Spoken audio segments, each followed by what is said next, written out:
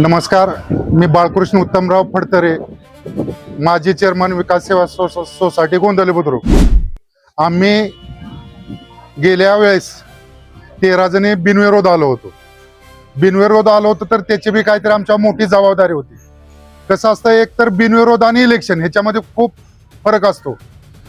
Election म्हणलं का जाऊ द्या, त्याचं काय मला करायचं, मी काय असं घालणार, मी माझ्या हिमतीवालोय। मात्र बिनविरोध केलं तर त्या जबाबदारी खूप वाढतात। तर सर्वात पहिली आमची मीटिंग झाली त्यावेळेस असं ठरलं की सोसायटी ही 72 वर्ष भाड्याच्या ह्याच्यामध्ये राहते।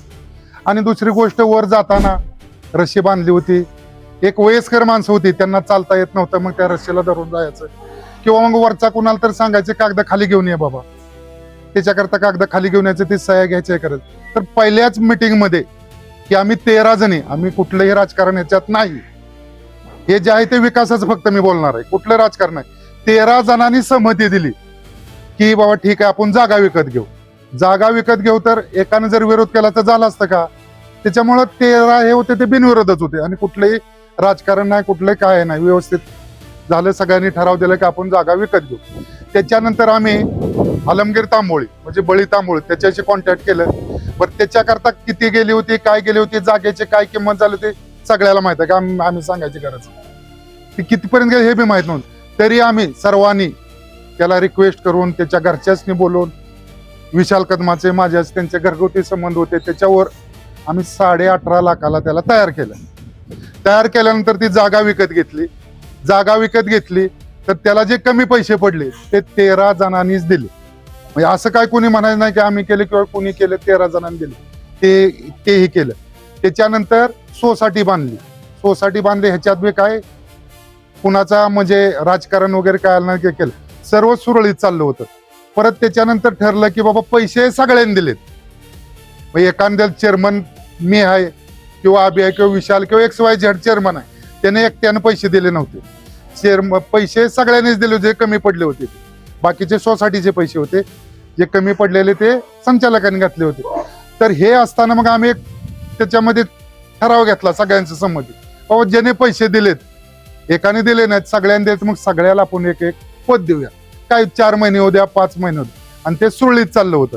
सुरळीत चाललं असताना मध्येच हे परत झालं आणि आम्ही त्यांना भरपूर रिक्वेस्ट केली की तुम्ही राजीनामा, दुसऱ्याचा नंबर येईल, पण राजीनामा जे आता चेअरमन होते जगन्नाथ कट्टे त्यांनी राजीनामा दिला नाही। शेवटी मी आधीच सांगितलं, जो राजीनामा देणार नाही, पहिल्यापासून माझं वचन होतं, जो राजीनामा देणार नाही ते ऐकणार नाही, त्यावेळेस माझा राजीनामा असणार एकट्याचा। पण माझ्या राजीनामा बरोबर बाकीच्याने राजीनामा दिला, त्याच्यामुळे ही सोसायटी बरखास्त झाली।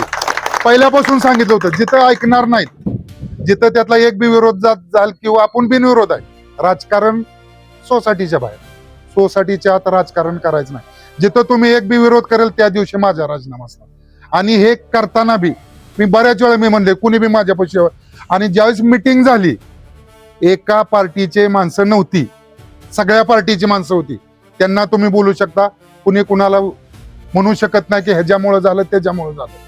आणि त्याच्यामुळे एकाने जर ऐकलं नाही तर राजीनामा देणार होता, त्या गोष्टी मी राजीनामा दिला। त्याच्यानंतर माझ्या नंतर त्यांना बी पटलं नसेल, त्यांनी दिला असेल, पण मी आधीच सांगितलं होतं एक ऐकणार नाही त्याला मी त्या दिवशी मी राजीनामा देणार। एवढंच बोलून थांबतो। जय हिंद, जय महाराष्ट्र।